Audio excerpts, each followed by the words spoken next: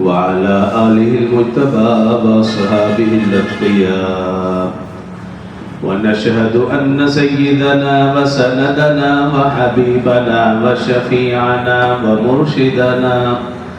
ومرشدنا ومولانا محمدا عبده ورسوله صلى الله تعالى عليه وعلى آله وأصحابه وأحبابه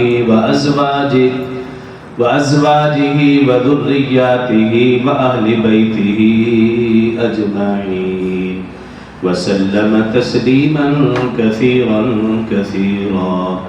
أما بعد فأعوذ بالله من الشيطان الرجيم بسم الله الرحمن الرحيم يا أيها الناس كلوا مما في الأرض حلالا طيبا ولا تتبعوا خطوات الشيطان إنه لكم عدو مبين. قال الله تبارك وتعالى في مقام آخر يا أيها الذين آمنوا كلوا من طيبات ما رزقناكم واشكروا لله إن كنتم إياه تعبدون. إنما حرم عليكم الميتة والدم ولحم الخنزير وما أهل به لغير الله. قال الله تبارك وتعالى في مقام آخر يا أيها الذين آمنوا اتقوا الله وذروا ما بقي من الربا إن كنتم مؤمنين. صدق الله العظيم وصدق رسوله النبي الكريم ونحن على ذلك لمن الشاهدين والشاكرين والحمد لله رب العالمين.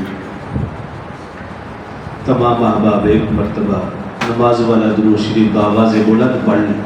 اللهم صل على محمد وعلى آل محمد كما صليت على إبراهيم وعلى آل إبراهيم إنك حميد مجيد. اللهم بارك على محمد وعلى آل محمد كما باركت على إبراهيم وعلى آل إبراهيم إنك حميد مجيد.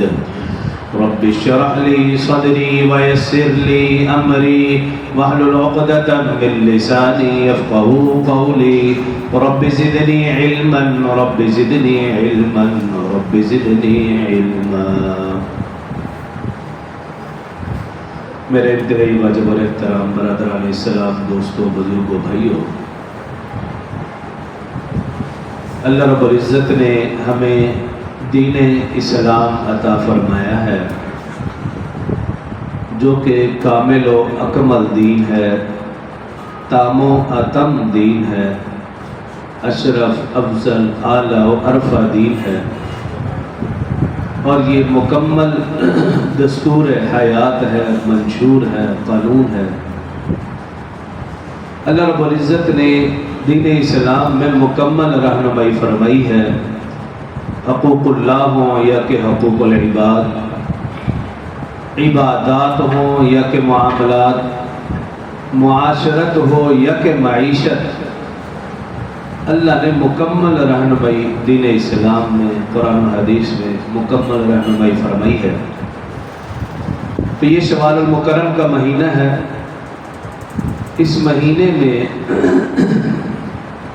سود کے متعلق اللہ رب العزت نے احکامات نازل فرمائے، سود کی حرمت کو نازل فرمایا. تو آج کے مختصر سے خطبہ میں اسی حوالے سے چند گزارشات عرض کروں گا. محترم سامعین، اللہ رب العزت نے انسان کو پیدا فرمایا، اس کی ضروریات کو بھی پیدا فرمایا.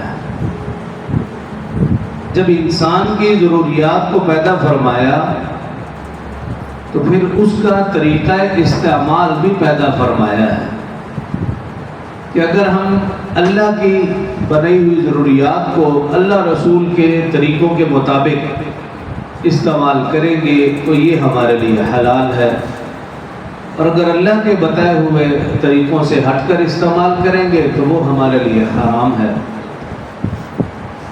دوسرا سپارہ سورہ بقرہ اللہ رب العزت نے ارشاد فرمایا یا ایھا الناس، اے لوگو کلو مما فی الارض، کھاؤ جو کچھ زمین میں ہے، ہاں حلالا طیبا، جو اس میں حلال ہے، طیب ہے، پاکیزہ ہے، وہ کھاؤ۔ ولا تتبعوا خطوات الشیطان، تم شیطان کی پیروی مت کرنا، انہ لکم عدو مبین، بے شک وہ تمہارا کھلا دشمن ہے۔ انما یأمرکم بالسوء والفحشاء، بے شک وہ تمہیں حکم دے گا برائی کا اور بے حیائی کا۔ وَأَن تَقُولُوا عَلَى اللَّهِ مَا لَا تَعْلَمُونَ، اور تم یہ کہہ دینا کہ نہیں ہم نے تو وہ کام کرنا ہے جس کا اللہ اور اس کے رسول نے حکم دیا۔ تو اللہ رب العزت نے زمین میں ہمارے لیے حلال اور پاکیزہ چیزیں پیدا فرمائی ہیں، لیکن ان چیزوں کو اللہ رسول کے طریقوں کے مطابق استعمال کریں گے تو وہ ہمارے لیے حلال ہیں وگرنہ حرام ہیں۔ اس سے دو آیات چھوڑ کے آگے اللہ فرما رہے یا ایھا الذین آمنوا، پہلے کہا یا ایھا الناس، تمام انسانیت کو حکم دیا بھی جو زمین میں ہے اس میں سے حلال اور پاکیزہ کھاؤ۔ اب آگے ایمان والوں کو کیا حکم ہے؟ یا ایھا الذین آمنوا کلوا من طیبات ما رزقناکم واشکروا للہ ان کنتم ایاہ تعبدون، اے ایمان والو کلوا من طیبات، کھاؤ من طیبات ما رزقناکم، جو ہم نے تمہیں رزق دیا اس میں سے پاکیزہ کھاؤ، واشکروا للہ، اور پھر اللہ کا شکر ادا کرو، ان کنتم ایاہ تعبدون، اگر تم اس کی عبادت کرتے ہو۔ کہ اس اللہ رب العزت نے ہمیں رزق دیا تو رزق کھانے کے بعد اس کا شکر بھی ادا کریں اور عبادت بھی اسی کی کریں۔ انسان کھاتے وقت یہ نیت کر لے کہ میری نیت یہ ہے کہ میں یہ جو رزق کھا رہا ہوں اس سے میرے اندر انرجی آئے گی اور میں اللہ کی عبادت کروں گا، تو وہ کھانا بھی ثواب ہے، وہ کھانا بھی عبادت ہے۔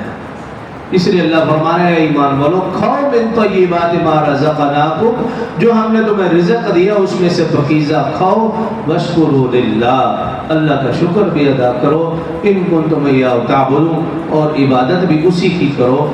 آگے اللہ فرما رہے ہیں اگلی آیت میں انما حرم علیکم المیتہ والدم ولحم الخنزیر وما اہل بہ لغیر اللہ، یہاں پہ چار چیزوں کا تذکرہ فرمایا۔ ہاں انما حرم، بے شک حرام ہے، علیکم تم پر، میتہ مردار، جس پر اللہ کا نام نہ لیا گیا ہو وہ مردار ہے، کوئی جانور ہے، کوئی چرند پرند ہے، حلال جانور ہی کیوں نہ ہو، اگر اللہ کا نام نہیں لیا گیا تو وہ ہمارے لیے حرام ہے۔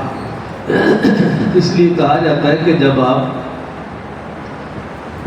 چکن لینے کے لیے جائیں تو یہ تھوڑا سا احتیاط کیا کریں، ان سے ایک بار پوچھ لیں تاکہ آپ بری و ذمہ ہو جائیں بھی بسم اللہ بھی پڑھی ہے کہ نہیں، اللہ کا نام لیا بھی ہے کہ ویسے ذبح کرتی ہے۔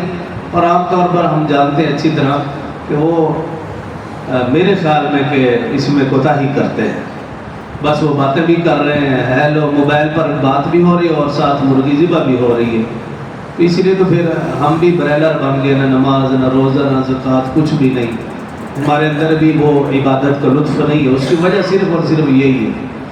تو بہرحال پہلی چیز فرمائی انما حرم علیکم المیتہ، مردار حرام ہے جس پر اللہ کا نام نہیں لیا گیا۔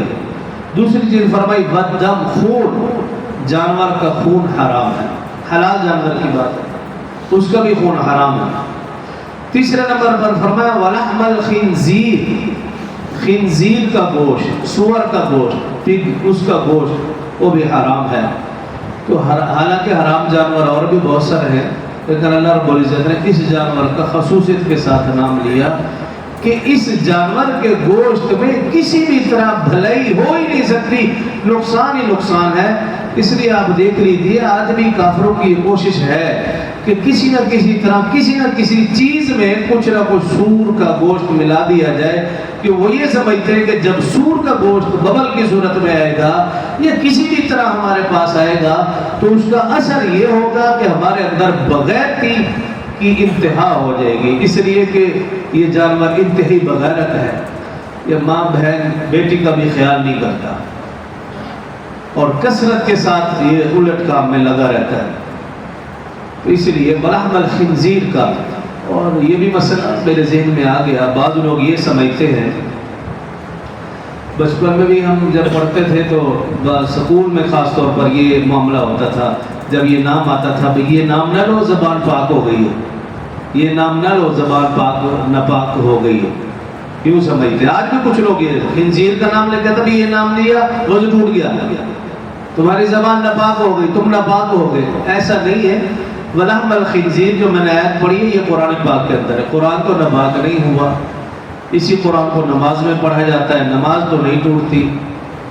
رسول اللہ صلی اللہ علیہ وسلم بھی قرآن تلاوت فرماتے تھے، صحابہ اہل بیت، ایسا کچھ بھی نہیں، یہ غلط فہمی ہے کہ خنزیر کا نام لیں گے تو وضو ٹوٹ جائے گا یا زبان ناپاک ہو جائے گی، ایسا کچھ بھی نہیں ہے۔ باہر کا فرمایا مردار حرام ہے، خون حرام ہے، تیسرے نمبر پر فرمایا خنزیر حرام ہے، چوتھے نمبر پر فرمایا وما اہل بہ لغیر اللہ، جو غیر اللہ کے نام پر چیز دی جائے، پکائی جائے، ذبح کی جائے، کوئی بھی شکل ہو، نام غیر اللہ کا آ گیا وہ حرام ہے، کسی بھی طرح سے کچی ہو یا پکی ہو، جب نام غیر اللہ کا آ گیا، کسی نے کہہ دیا نا کہ یہ چیز کس لیے، یہ جی فلاں بزرگ کے حوالے سے ہے، بات ختم ہو۔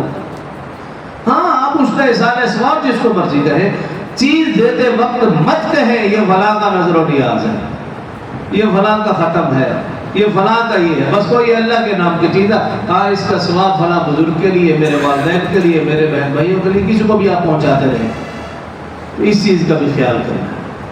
تو باہر کہ اللہ نے ہمارے لیے حلال چیزیں زمین میں رکھی ہے، ان حلال چیزوں کو حلال طریقے سے کھائیں گے تو حلال ہے، اور اگر حرام طریقے سے تو وہ حلال چیزیں بھی حرام ہیں۔ تو میں نے شروع میں عرض کیا کہ شوال کے مہینے میں سود کے متعلق اللہ نے احکامات نازل فرمائے۔ اب سود کی آسان سی تعریف یہ ہے، وہ زیادتی جو کسی چیز کے عوض کے بغیر لی جائے، بغیر کسی عوض کے کوئی زیادتی کسی کام میں کی جائے، کسی مال میں لی جائے تو وہ حرام ہے۔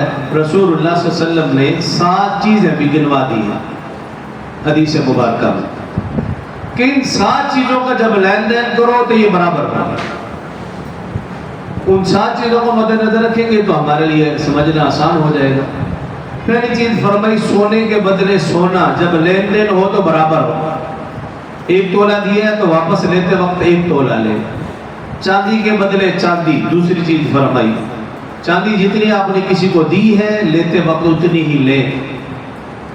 تیسرے نمبر پر فرمایا گندم، کسی کو 10 من گندم دی ہے، سال بعد لے، 2 سال بعد لے، 10 کی 10 واپس لے، یہ نہیں سال بعد مجھے 11 من دینا، 12 من دینا، یہ پھر سود ہے۔ اور چوتھے نمبر پر فرمایا کہ جو کے بدلے جو، 5ویں نمبر پر فرمایا کھجور کے بدلے کھجور، 6 نمبر پر فرمایا نمک کے بدلے نمک، 7ویں نمبر پر فرمایا رقم کے بدلے رقم۔ یہ 7 چیزیں گنوائی کہ جب اس کا لین دین ہو برابر برابر ہو، جتنی چیز دی ہے اتنی چیز واپس لے، 1 دن بعد لے، مہینے بعد لے، سال بعد لے، 5 سال بعد لے، 10 سال بعد لے، جتنی رقم جتنی چیز دی ہے اتنی ہی واپس لے۔ اگر آپ اس میں زیادتی کرتے ہیں تو اس کو کہا گیا کہ یہ سود ہے اور یہ حرام ہے۔ اور قرآن پاک میں اللہ رب العزت نے واضح طور پر ارشاد فرمایا ہے، سورہ بقرہ سپارہ نمبر 3 279 جو آیت ہے، یہاں سے آپ شروع کریں تو یہ تقریباً پورا رکوع ہے جو اس کے متعلق ہے۔ اللہ رب العزت فرما رہے ہیں کہ جو سود کھاتے ہیں ان کا انجام اللہ نے فرمایا الذین یأکلون الربا، جو لوگ سود کھاتے ہیں، لا یقومون الا کما یقوم الذی یتخبطہ الشیطان من المس، اللہ فرمایا وہ قیامت کے دن اس حالت میں اٹھیں گے جیسا کہ شیطان نے انہیں آسیب زدہ کر دیا ہو، بدحواس کر دیا ہو، مجنون کر دیا ہو، پاگل کر دیا ہو، اس کو مرگی کی بیماری ہو کہ جس کے ہاتھ پاؤں ہلتے ہو، کبھی اٹھتا ہو کبھی گرتا ہو، اس حالت میں وہ قیامت والے دن اپنی قبروں سے اٹھیں گے۔ اور پھر یہ سزا کیوں دی جائے گی؟ آگے اللہ بیان فرماتا ہے ذالک بانہم قالوا انما البیع مثل الربا، یہ سزا اس لیے کہ وہ دنیا میں کہتے تھے کہ سود بھی تو ایک تجارت ہے، سود بھی تو ایک معاملہ ہے، یہ بھی تو ایک لین دین ہے، سود کو بھی وہ تجارت کرتے ہیں سمجھتے تھے، بھی تجارت میں بھی تو نفع لیا جاتا ہے تو سود میں بھی تو نفع ہے، وہ یوں سمجھتے تھے۔ تو اللہ کہہ رہے ہیں ذالک بانہم قالوا انما البیع مثل الربا، وہ سود کو تجارت کہتے تھے اس لیے یہ سزا ہے۔ آگے اللہ فرما رہے ہیں وَأَحَلَّ اللَّهُ الْبَيْعَ وَحَرَّمَ الرِّبَا، اللہ فرما رہے ہیں میں نے تجارت کو حلال قرار دیا ہے اور میں نے سود کو حرام قرار دیا۔ اور اس سے اگلی آیت میں کیا فرمایا فَمَنْ جَاءَهُ مَوْعِظَةٌ مِّن رَّبِّهِ فَانْتَهَىٰ فَلَهُ مَا سَلَفَ، ہاں جب کسی کو معلوم ہو جائے کہ یہ جو میں کام کاروبار کر رہا تھا یہ سودی تھا، اپنے کاروبار کی تحقیق کروا لے، علماء سے اپنے لین دین معاملات کی تحقیق کروا لے، وہ تبھی ممکن ہے جب آپ مسجد میں آئیں گے، نمازوں میں آئیں گے، جمعے میں آئیں گے۔ ایک شخص نماز کے لیے آتا ہی نہیں، جمعے کے لیے بھی نہیں آتا، آتا ہے تو بالکل بس اس وقت جب خطبہ بھی ہو چکا ہے، اس نے تو دین کی بات سنی نہیں، اب اس سے اچھائی کی توقع رکھی جائے یہ ناممکن ہے۔ جو لوگ جمعہ بھی آتے رہے مسجد میں اور امام صاحب کی، خطیب صاحب کی بات سنتے رہے، وہ کبھی گمراہ نہیں ہو سکتے، اور جو لوگ جمعے میں بھی امام صاحب، خطیب صاحب کی بات نہیں سنتے تو پھر وہ یقیناً جن لوگوں کے ساتھ ان کو اٹھنا بیٹھنا ہوتا ہے تو وہ ایسی مجالس میں پھر وہ چلے جاتے ہیں۔ بہرحال فَمَنْ جَاءَهُ مَوْعِظَةٌ مِّن رَّبِّهِ فَانْتَهَىٰ فَلَا، اللہ کہہ رہے ہیں جب تمہیں معلوم ہو گیا کہ یہ کام درست نہیں تھا، میرا کاروبار ٹھیک نہیں تھا، میرا معاملہ ٹھیک نہیں تھا، نصیحت تم نے حاصل کر لی تو وَأَمْرُهُ إِلَى اللَّهِ، اللہ فرما رہے ہیں ٹھیک ہے، اللہ معاف کر دے گا۔ جب تک معلوم نہیں تھا یہ حرکت ہوتی رہی، یہ غلط کام ہوتا رہا، اللہ معاف کر دے گا۔ وَمَنْ عَادَ، لیکن معلوم ہو گیا پھر وہ یہ کام کرتا رہا فَأُولَٰئِكَ أَصْحَابُ النَّارِ هُمْ فِيهَا خَالِدُونَ، پھر وہ ہمیشہ کے لیے جہنم میں جائے گا۔ تو اس لیے کوئی شخص سمجھتا ہے کہ کہیں میرے کاروبار میں، معاملات میں، لین دین میں اونچ نیچ ہے، وہ اپنا معاملہ بر وقت درست کر لے، یہ دنیا عارضی ہے، اس میں مختصر رہنا ہے، تو اس مختصر سے وقت میں لمبے خیالات، لمبی سوچیں، زیادہ کمائی، حرام پیسہ، یہ کب تک چلے گا؟ ایک نہ ایک دن ختم ہو جائے، تو اپنے معاملات کو درست کر لینا۔ معراج کے موقع پر بھی رسول اللہ صلی اللہ علیہ وسلم کی حدیث مبارکہ ہے، رسول اللہ صلی اللہ علیہ وسلم کا ایک قوم سے گزر ہوا جن کے پیٹ بڑے جیسے کمرہ اور اس میں سانپ بچھو بھرے ہوئے ہیں۔ جبریل امین علیہ السلام سے پوچھا یہ کون لوگ ہیں؟ عرض کی یا رسول اللہ صلی اللہ علیہ وسلم یہ آپ کی امت کے سود خور ہیں، یہ آپ کی امت کے سود خور ہے۔ ایک حدیث میں یوں ہے کہ ایک نہر دکھائی گئی جو خون کی نہر ہے اور آدمی اس میں تیر رہا ہے، تیر کے کنارے کی طرف آتا ہے، فرشتہ کنارے پہ کھڑا ہے، پتھر اس کے ہاتھ میں ہے، جیسے ہی وہ قریب آتا ہے اس کو پتھر مارتا ہے، پھر پیچھے دھکیل دیا جاتا ہے، پھر آتا ہے، یہ معاملہ چلتا رہے گا۔ جبریل امین علیہ السلام سے پوچھا یا بتایا گیا یا رسول اللہ صلی اللہ علیہ وسلم یہ بھی آپ کی امت کے سود خور ہیں۔ تو اتنا بڑا گناہ ہے، قرآن و حدیث کی روشنی میں آپ دیکھیں، اور ہم اس کو معمولی سمجھتے ہیں۔ ایک حدیث میں یوں ہے، ابو ہریرہ رضی اللہ عنہ راوی ہیں، ابن ماجہ کے اندر کی روایت موجود ہے، رسول اللہ صلی اللہ علیہ وسلم نے ارشاد فرمایا، حضرت ابو ہریرہ روایت کرتے ہیں، فرمایا کہ 4 لوگ ایسے ہیں جو جنت میں داخل نہ ہوں گے۔ پہلے نمبر پر فرمایا وہ شرابی جو شراب پینے کا عادی ہو اور توبہ کی بھی توفیق نہ ہو۔ ہاں توبہ کی توفیق مل جائے اور اس نے شراب چھوڑ دی ہے تو یقیناً اللہ کے ہاں بخشا آیا ہے۔ وہ شرابی جو شراب پیتا ہے اور عادی ہے اور توبہ کی بھی توفیق نہیں، فرمایا جنت میں داخل نہ ہوگا۔ اور دوسرے نمبر پر فرمایا وہ سود خور جو اپنے اس عمل سے باز نہیں آیا، توبہ کی بھی توفیق نہیں ہوئی، اور جن کے پیسے لیے تھے وہ واپس بھی نہیں کیے، یا سودی پیسے جو لینے تھے وہ معاف نہیں کیا ان کو، فرمایا یہ شخص بھی کبھی جنت میں داخل نہ ہوگا۔ تیسرے نمبر پر فرمایا کہ وہ شخص جس نے یتیم کا مال ناحق کھایا یہ بھی جنت میں داخل نہ ہوگا۔ چوتھے نمبر پر فرمایا کہ والدین کا نافرمان یہ بھی جنت میں داخل نہ ہوگا۔ ابو ہریرہ رضی اللہ عنہ کی روایت ایک اور ہے، ابی داؤد شریف کی روایت ہے، اس میں 7 چیزوں کا ذکر ہے۔ اس میں سب سے پہلے جس شخص کا ذکر کیا گیا، فرمایا اللہ کے ساتھ کسی کو شریک ٹھہرانے والا، دوسرے نمبر پر فرمایا جادو کروانے والا، اور تیسرے نمبر پر فرمایا کسی کو ناحق قتل کرنے والا، اور چوتھے نمبر پر شراب کا عادی، 5ویں نمبر پر سود کھانے والا، 6 نمبر پر یتیم کا مال ناحق کھانے والا، 7ویں نمبر پر والدین کا نافرمان۔ اور حدیث میں یہ ہے کہ جنت کی خوشبو سے بھی محروم رہے گا جس کے اندر یہ 7 چیزیں، یہ 7 میں سے کوئی ایک نہیں پائی جائے۔ تو میں نے اور آپ نے ان 7 چیزوں کا بھی اپنے اندر غور کرنا ہے، محاسبہ کرنا ہے کہ کیا کوئی برائی ہم میں تو نہیں پائی جا رہی؟ اگر پائی جا رہی ہے تو بر وقت اس برائی کو دور کیا جائے، کہیں ایسا نہ ہو کہ ہم بھی جنت یا نعوذ باللہ جنت کی خوشبو سے محروم ہو جائیں۔ اور حدیث مبارکہ میں ہے، رسول اللہ صلی اللہ علیہ وسلم نے ارشاد فرمایا 4 لوگ ایسے ہیں جس پر اللہ کی بھی لعنت، اللہ کے پیغمبروں کو بھی لعنت، فرشتوں کو بھی لعنت، تمام نیک لوگوں کی لعنت۔ فرمایا پہلے نمبر پر سود کھانے والا، دوسرے نمبر پر سود کھلانے والا، تیسرے نمبر پر سود کا معاملہ لکھنے والا، چوتھے نمبر پر اس پہ گواہ بننے والا۔ ان 4 پر اللہ کی بھی لعنت، اللہ کے رسولوں کی بھی لعنت، تمام فرشتوں کی لعنت، تمام نیک لوگوں کی لعنت۔ کیوں؟ یہ کام اتنا لعنتی کام ہے اور اتنا برا کام ہے، اور اتنا برا کام ہے۔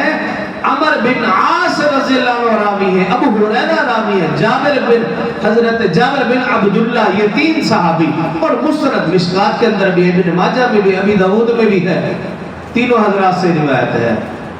رسول اللہ صلی اللہ علیہ وسلم نے ارشاد فرمایا کہ یوں سمجھو کہ سود کے 70 درجے ہیں، سود کے 70 دروازے ہیں، ایک حدیث میں درجے ہیں۔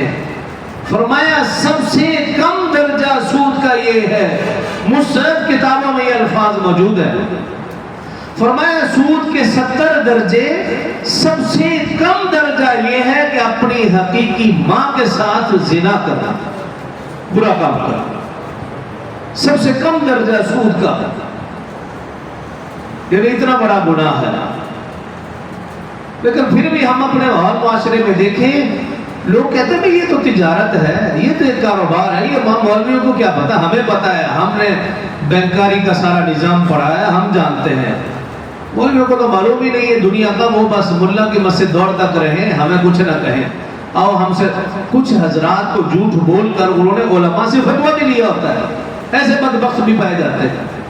ان کو کچھ اور بیان دیا، اس بیان کے بعد مولوی صاحب نے فتویٰ بھی دے دیا، اب وہ فتویٰ لیے پھر دیکھو یہ جو میرا کاروبار ہے، یہ جو انشورنس ہے، یہ جو مختلف نام ہے، یہ جو لکی کمیٹی ہے، یہ فلاں ہے، پتہ نہیں کیا کیا نام، بچت سکیم، اس طرح کے مختلف ناموں کے ساتھ مختلف حربے، جس میں تھوڑا سا بھی اضافی آپ کو انعام مل رہا ہے، رقم مل رہی ہے، سمجھو یہ کام غلط ہے۔ بس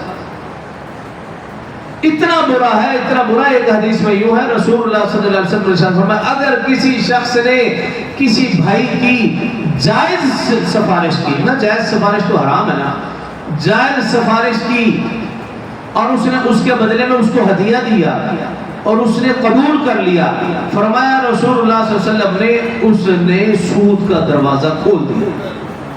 اور یہ برے تو ہمارے اندر عام ہے، کسی کا تھوڑا سا کام اگر آ گیا تو پہلے کہہ دیتا کہ کچھ کھلاؤ پلاؤ، اور کام کر لیا تو پھر منہ مانگی رقم مانگتے ہیں۔ یعنی یہ برائی ہم سب کے اندر عام ہے، کسی غریب کا یا کسی جاننے والا کا کام ہمارے پاس آ جائے بس فوراً بات آ بھائی کھلاؤ گے کیا، پلاؤ گے کیا؟ تو فرمایا کوئی ہدیہ قبول کر رہے، اس نے سود کا دروازہ کھول دیا۔ اور رسول اللہ صلی اللہ علیہ وسلم نے ارشاد فرمایا قرب قیامت ایسے حالات پیدا ہو جائیں گے، کوئی بھی شخص سود سے بچ نہیں سکے گا، اگر سود نہیں بھی کھاتا ہوگا کم از کم اس کا دھواں ضرور اس تک پہنچے گا۔ اور یہ وہ زمانہ ہے کہ ہم اگر اپنے موبائل میں بیلنس بھی کروانے جائیں، ہم دیتے 100 روپے ہیں، ملتے کم ہے۔ سودی کی تو شکل ہے، اس طرح مختلف شکل ہے کہ ہم ہم نہ چاہتے ہوئے بھی سود میں مبتلا ہے. کیوں؟ ہمارا نظام ایسا ہے. بینک میں چلے جائیں، جہاں مرضی چلے جائیں، نام اسلامی ہے، بس نام ہم نے اسلامی رکھنا ہے اور اپنے آپ کو بھی مسلمان کہنا ہے اور کام ہمارا حرامی ہے. صرف نام مسلمان، نام اسلامی ملک اور کام ہمارے سارے الٹ ہیں. اور عمر بن عاص رضی اللہ عنہ روایت کرتے ہیں رسول اللہ صلی اللہ علیہ وسلم نے ارشاد فرمایا جب کسی قوم میں سود خوری عام ہو جائے، مسند روایت موجود ہے، حوالہ بھی میں لکھ کے رہا ہوں، فرمایا جب کسی قوم میں سود خوری عام ہو جائے، فرمایا اللہ اس قوم کو قحط میں مبتلا کر دیں گے. ہر چیز کی کمی، ہر گندم کی کمی. جب گندم کی ضرورت ہے بارشیں ہو جاتی ہیں. اس وقت فصلیں بالکل تیار ہیں لیکن ماحول کیسا بنا ہوا ہے. اور دیکھیے کہ ہر چیز کی کمی واقع ہو جا رہی ہے. وہ پیٹرول کی کمی ہے، ذخائر سارے کے سارے کم ہوتے جا رہے ہیں. وجہ کیا؟ کہ یہ قوم من حیث القوم، ہم سود خوری میں مبتلا ہو چکے. اور فرمایا رسول اللہ صلی اللہ علیہ وسلم نے جب کوئی قوم، کسی قوم میں رشوت عام ہو جائے، فرمایا اللہ اس قوم پر ہیبت، روب ڈال دیتے ہیں. آج ہم ہیں مسلمان اور تعداد میں بھی کافی سارے ہیں بھی ایٹمی طاقت، اس کے باوجود ہمارے اندر ہمت نہیں، بولنے کی ہمت نہیں، کرنا تو بات کا معاملہ ہے. تو دونوں بیماریاں ہمارے اندر من حیث القوم من حیث الوطن عام ہو چکی ہیں، 100% عام ہو چکی ہے. سود خوری بھی عام ہے، رشوت بھی عام ہے، دونوں برائیاں عام ہیں. ہمیں ان چیزوں سے بچنا ہوگا. ایک واقعہ سنا کر بات کو مکمل کرتا ہوں. ایک اللہ کے ولی گزرے ہیں، خواجہ حبیب عجمی رحمت اللہ تعالی، بہت بڑے اللہ کے ولی تھے، بہت بڑے اللہ کے ولی تھے، سرتاج الاولیاء تھے. خواجہ حسن بصری رحمہ اللہ کے خلیفہ مجاز تھے، لیکن اللہ کے ولی بننے سے پہلے بہت امیر کبیر تھے، دولت مند تھے، لیکن سود خور تھے. دولت مند، سود خور، بے شمار لوگوں کو پیسے دے رکھے تھے. اب حالات ایسے بن گئے کہ کھانے پینے کے لیے کچھ بھی نہیں. صورتحال یہ بن گئی تو گھر والے نے کہا بھی آج تو کچھ بھی نہیں. تو ایک جس سے سود کی رقم لینی تھی اس کے گھر گئے، تو گھر والا نہیں تھا، اس کی اہلیہ تھی. اس سے کہا بھی ہماری سود کی رقم ہمیں واپس دی جائے. اس نے کہا بھی ہمارے پاس تو کچھ بھی نہیں. اس نے کہا ہاں ایک بکری ذبح کی ہے، بکری کی سری موجود ہے، اگر یہ تم سود کے پیسوں میں لے جانا چاہو تو لے جاؤ. وہ خواجہ حبیب عجمی وہ سودی رقم میں وہ بکری کی سری لے آئے. جب گھر پہنچے تو اہلیہ نے کہا بھی دیکھو گوشت کا تو بندوبست ہو گیا، ہمارے پاس آٹا بھی نہیں اور لکڑی بھی نہیں، یہ بھی کچھ نہ کچھ بندوبست کرو. کچھ اور لوگوں کے پاس گئے جن سے سود کی رقم لینی تھی، کسی سے آٹا لے آئے، کسی سے لکڑی لے آئے اور اہلیہ سے کہا بھی بناؤ. اب وہ ہانڈی بن رہی ہے. جب بالکل ہانڈی تیار ہو گئی، دروازے پہ دستک ہوئی، کوئی سائل مانگنے کے لیے آیا. خواجہ حبیب عجمی نے اسے ڈانٹ دیا بھی ہمارے پاس اپنے لیے کچھ نہیں کھانے کے لیے اور تو مانگنے کے لیے آ گیا. بہت برا بھلا کہا.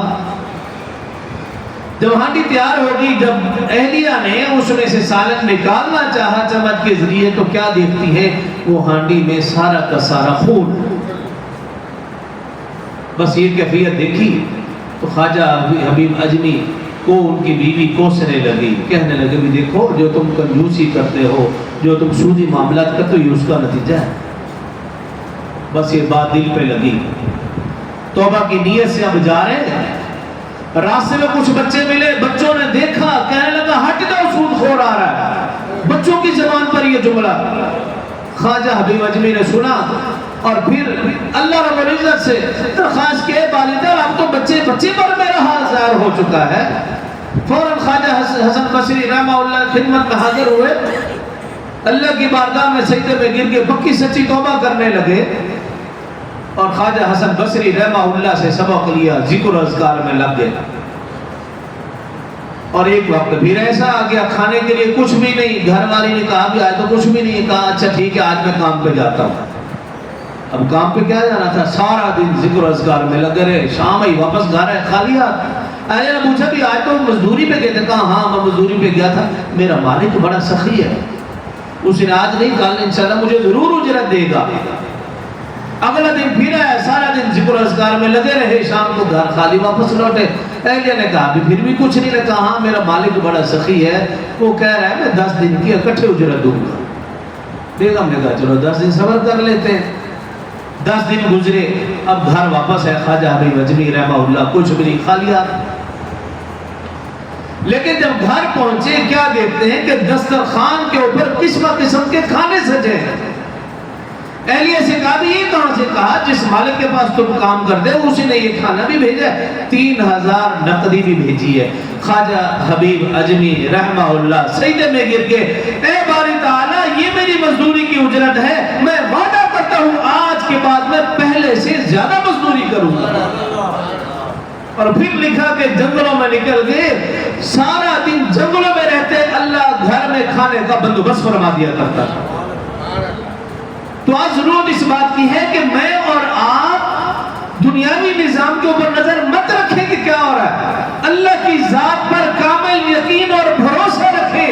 अल्लाह कह रहा है वमन यत्तक़िल्लाह यजअल लहू मखरजा, तुम मुझसे डरो, मैं रिज़्क़ ऐसी ऐसी जगह से दूंगा तुम गुमान भी नहीं कर सकते। वजह क्या है कि मेरा और आपका अल्लाह की जात पर यकीन ना होने के बराबर, कमजोर नहीं है ही नहीं। मैं और आप यही समझते हैं कि जब तक दुकान नहीं खोलेंगे तो खाएंगे कहां से? दुकान के चक्कर में, फैक्ट्री के चक्कर में, कारखाने के चक्कर में अल्लाह का हुक्म भूल चुके, नमाज छोड़ चुके, धोखा फरेब हर बुराई मेरे और आपके अंदर आ चुकी है। तो फिर हम अल्लाह से कहें या अल्लाह हमारे लिए हालात अच्छे पैदा फरमा, हमें हुक्मरान अच्छे दे। और फिर मुतालबा उलमा से होता है, बात उलमा पर आती है, जी मौलवियों ने क्या किया? अभी तुमने कौन सा आज तक मौलवियों को वोट दे दिया? एक सीट भी मौलवियों को नहीं दी, पंजाब ने खास तौर पर। और फिर मुतालबा उलमा से भी इस्लामी कानून लो। अर्ज करने का मकसद ये है कि हमें अपने हालात, अपनी जिंदगी के, अपने घर के, मुल्क के हालात दुरुस्त करने होंगे, अपने आप को ठीक करके। मैं और आप जब तक अपने आप को ठीक नहीं करेंगे, ये मत उम्मीद रखें कि हमारे हुक्मरान दुरुस्त हो जाएं, हमारे हुक्मरान नेक हो जाएं, हमारे हालात दुरुस्त हो जाएं। ये नामुमकिन है, ये खामख्याली है। किसी को कोसने की जरूरत नहीं, किसी की बुराई करने की जरूरत नहीं। फला हुक्मरान ने ये कर दिया, ये कर दिया। मैं और आप अपने आप को ठीक कर लें, अल्लाह हमारे सारे हालात दुरुस्त फरमा देगा। जो कहा सुन अल्लाह समझने और अमल की तौफीक देगा।